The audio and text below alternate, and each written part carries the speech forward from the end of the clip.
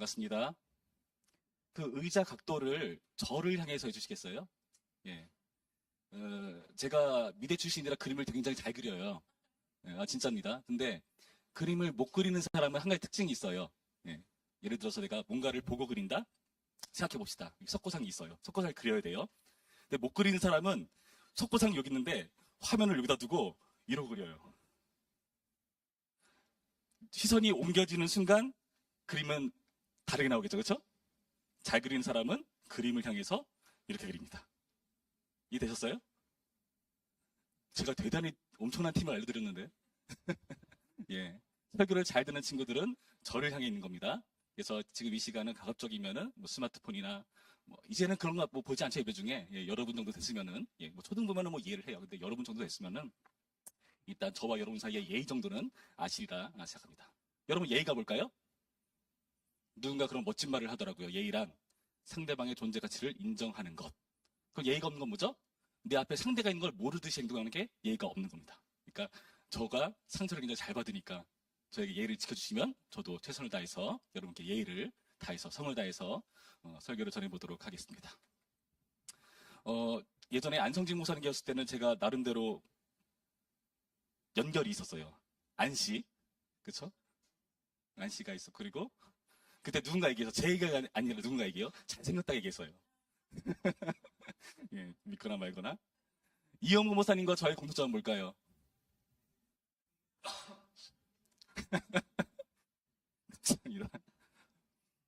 같은 합신 동기입니다. 예, 같은 학업을 했고요. 서로 그 당시 뭐 그렇게 많이 친하지 못했지만은 서로 좋은 인상을 가지고 있어요. 아, 되게 열심히 하는 분이다. 이렇게, 그분도 저를 그렇게 생각했으리라 믿어요. 예, 그래서 그렇게 좋은 관계였습니다. 그러니까 저를 이영복 목사입니다 생각하시고 집중해 주시면은 감사하겠습니다. 저는 여러분 보면 대단한 게 온세대 예배가 있는 날에는 제가 일부 그 시작할 때 안내할 때 같이 앞에 서기 때문에 요 중고등부 샬롬홀에서 여러분의 찬양 소리가 나는 거를 즐겨 듣습니다. 예. 그래서 들으면서 아이고 아침인데 무리한다 하는 생각이 들 때도 있고 음역대를 보면서요. 인도자가 여성의 그 음역대를 모르는구나 생각도 있고 예. 그리고 되게 애쓴다는 생각도 들고 되게 그 모습 자체가 이쁩니다. 그리고 끝나면 우르르 나서 물 마시잖아요. 그렇죠? 너무 예쁘고 보기 좋아요. 근데 온세대 옛날에는 그 소리를 못 들으니까 되게 썰렁하고 뭔가 우울하다는 느낌입니다. 그러니까 여러분 보이는 게 중요해요. 여러분이 성도분이 부천평교회 문 열고 제일 처음 들어와서 맞이하는 데가 1층 로비잖아요. 그래서 여러분의 찬양 소리가 들리는 게 여러분의 생각보다 부천평교회 이미지와 그 분위기를 굉장히 좋게 만든다는 사실을 믿으시기 바래요. 진짜예요, 진짜예요. 그러니까 여러분 찬양 소리가 노래 잘 못 부르는데요, 잘 안 올라가는데 음이 틀렸는데요, 괜찮아요. 그게 더 은혜예요. 그런 거 들을 거면 돈 내고 콘서트를 보지 왜? 그렇죠? 그러니까 그런 거 연하지 마시고 여러분 나와서 이 자리를 지키는 게 굉장히 큰 힘과 능력이 된다. 근데 또 한편으로는 딱한 것도 있어요. 저는 여러분 나이 때 정말 싫었던 게 예배를 왜 이렇게 일찍 하는지, 그렇죠? 잠을 더 자고 싶은데 다른 친구들 더 자잖아요, 그렇죠? 여러분 그것을 극복하고 나왔잖아요, 그렇죠? 자이든 타이든 나왔습니다. 예. 많이 피곤하시죠? 예. 방학이죠? 뭐 학교 다닐 때는 뭐 열심히 아닌가? 공부하느라 그럴 수 있지만 요즘은 어떤 일로 피곤하십니까? 잠을 늦게 잔다? 맞군요. 예. 뭘로 보통 밤에 시간을 보내시나요? 공부? 스마트폰? 유튜브? 예.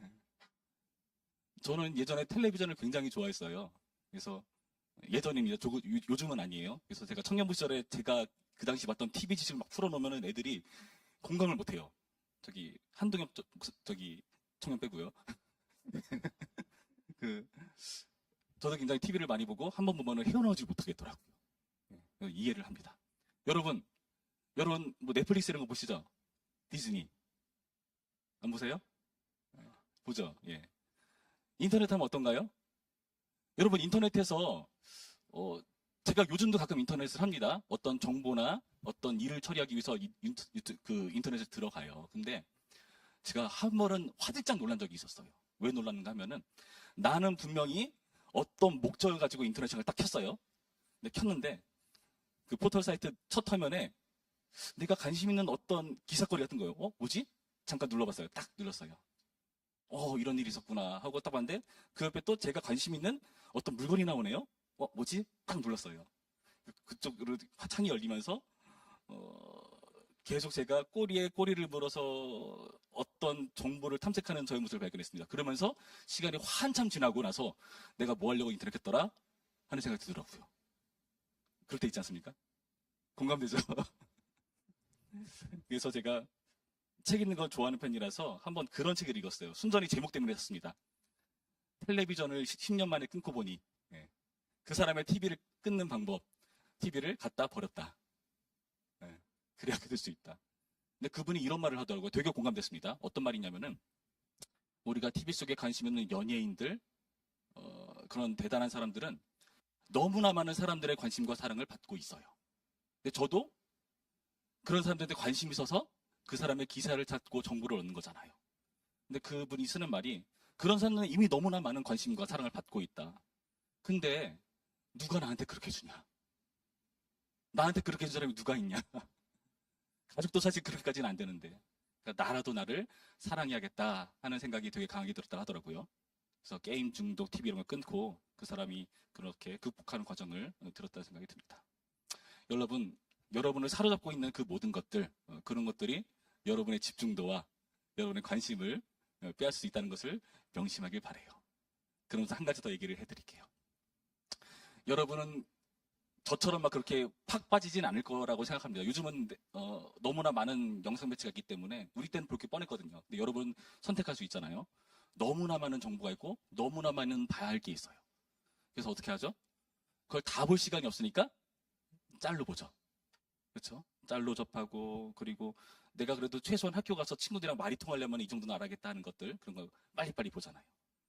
그렇죠? 유튜브 하면 좋은 거 있잖아요. 앞에 딱 누르면 10초만 건너뛰고 그렇죠? 그러면서 타타타타 잠깐 스톱 여기야 하면서 보고 아니면은 아래 스크롤 내리면은 댓글에 표시돼 있잖아요. 여기를 보세요. 딱 누르면은 내가 원하는 거기가 나오고 영화를 빨리 감기로 보는 사람들이라는 책이 있더라고요. 흥미로워서 읽어봤습니다. 여러분 왜 사람들이 영화를 빨리 감기로 볼까요? 너무나 많은 정보가 넘쳐나는 세대. 그리고 우리는 시간이 별로 없어요. 그러다 보니까 취사 선택해서 봅니다. 그래서 우리가 그 영화를 어떤 식으로 보는가? 가성비 위주로 보는 거예요. 그러니까 이렇게 생각하시면 돼요.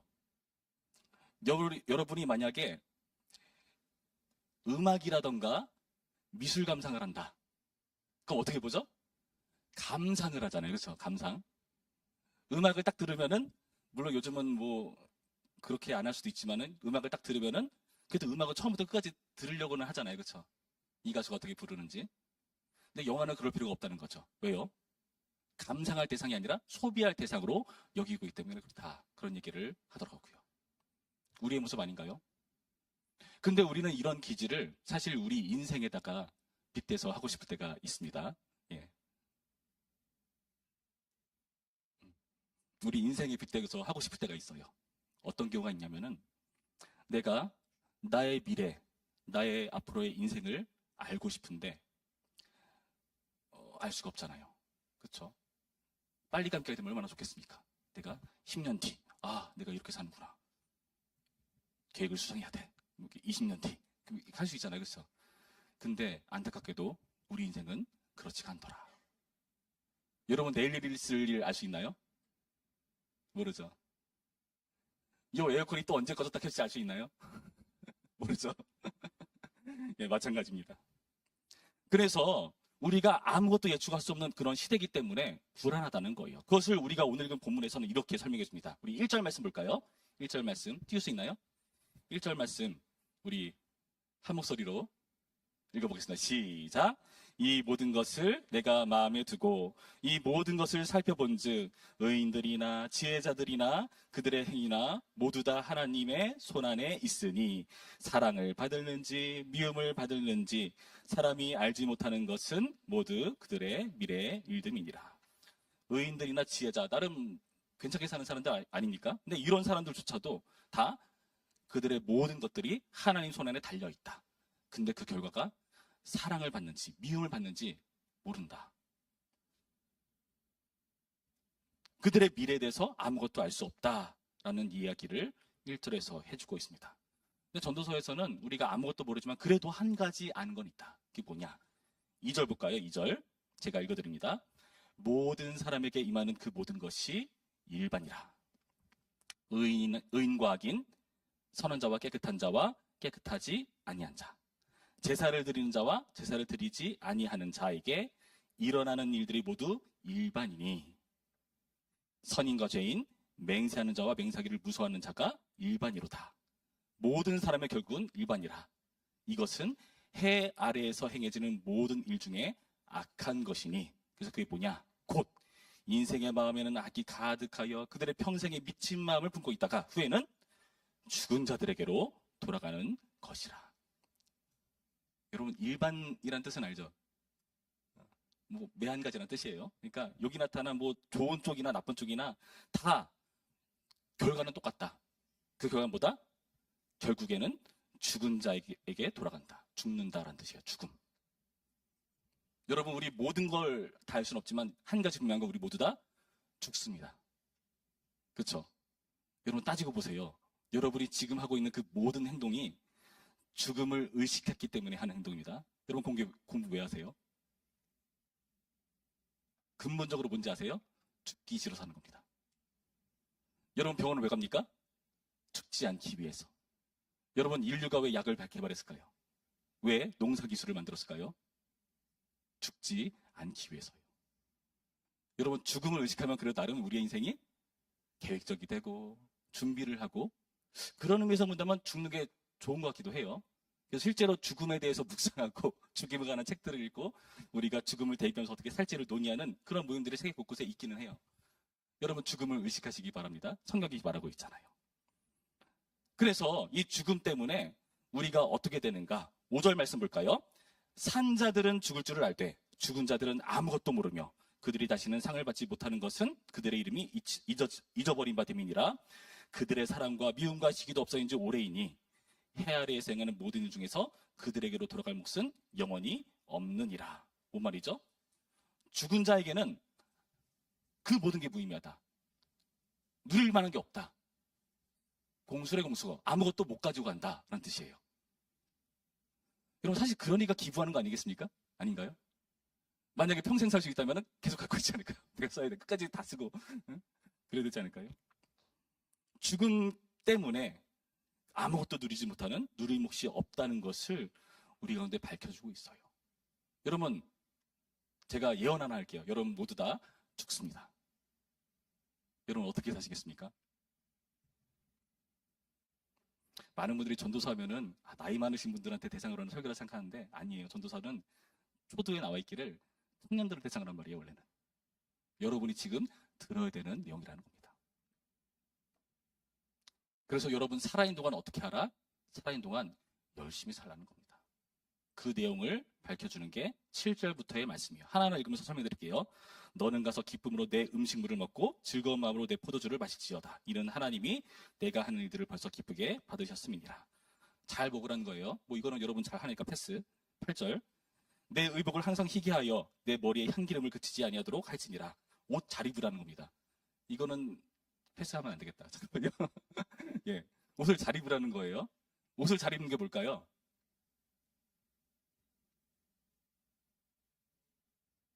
예, 여러분한테 어울리게 입으면 됩니다.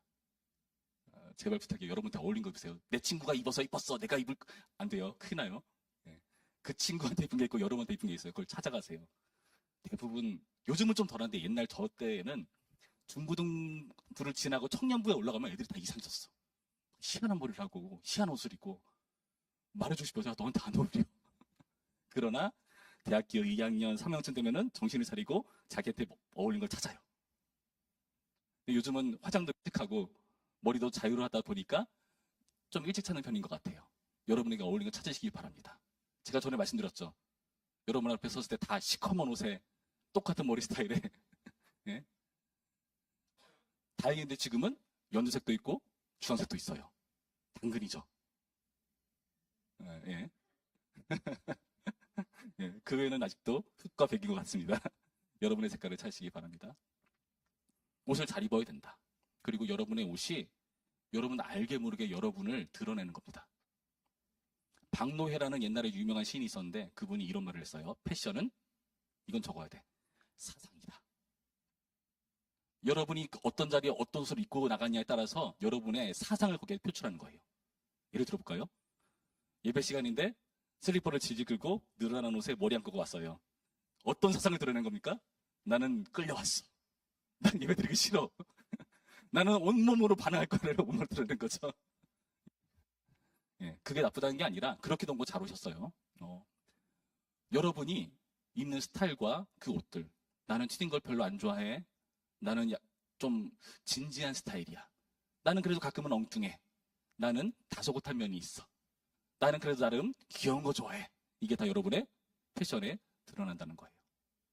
옷을 잘 입으시길 바랍니다. 9절 말씀. 내 헛된 평생의 모든 날 곧 하나님이 해 아래에서 내게 주신 모든 헛된 날에 내가 사랑하는 아내와 함께 즐겁게 살지어다. 그것이 내가 평생에 해 아래에서 추구하고 얻은 내 몫이니라. 결혼에 대해서 얘기합니다. 결혼.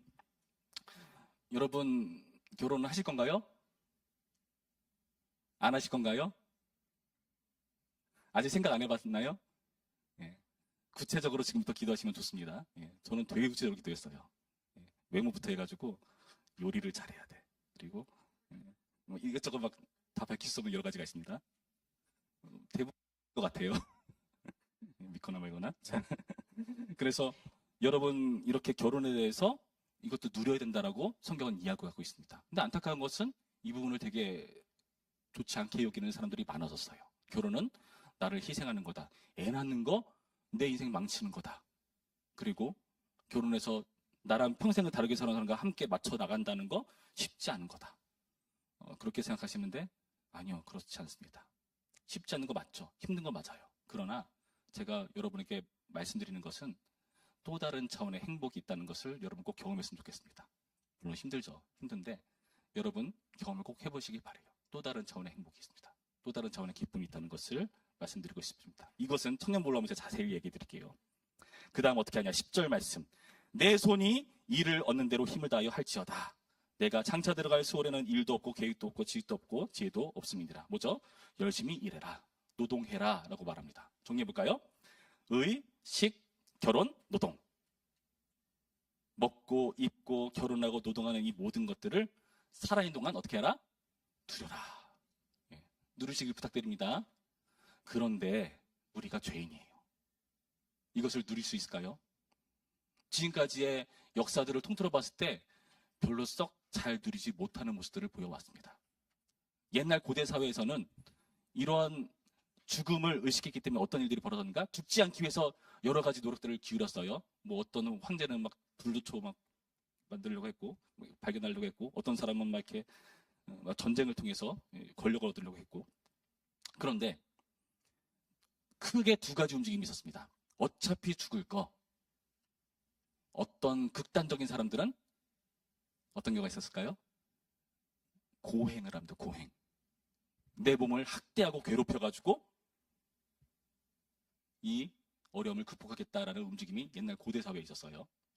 근데 요즘은 별로 없는 것 같아요. 이거 있긴 합니다. 또 다른 한쪽에서는 극단적으로 어떻게 산 사람? 어차피 죽을 거? 막 살자. 아모르 파티. 마음껏 즐기고 실컷 마음대로 내 원대로 살다가 죽자. 이런 움직임이 있었습니다. 그런 움직임은 요즘은 좀 많아 보이긴 해요. 여러분 어느 쪽이세요?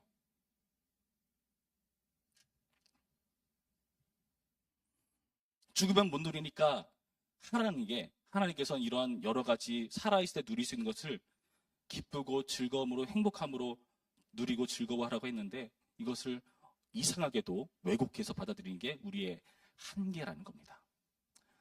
여러분, 근데 명심하시기 바랍니다. 우리는 신자예요. 신자이기 때문에 여기 나와 있는 모든 것들을 죽으면 못 누리니까 살아있을 때 누리자, 그 차원으로 하시면 안 됩니다.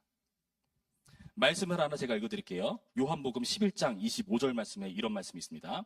예수께서 이르시되 나는 부활이요 생명이니 나를 믿는 자는 죽어도 살겠고 무릇 살아서 나를 믿는 자는 영원히 죽지 아니하리니 이것을 내가 믿느냐. 여러분, 원래 우리는요 죽지 않는 존재였어요. 죽음은요 죄의 결과로 우리에게 주어진 겁니다. 죽지 않는 존재였어요. 물리적으로도 우리의 육신을 가지고 쭉 살아가게 되어 있었습니다.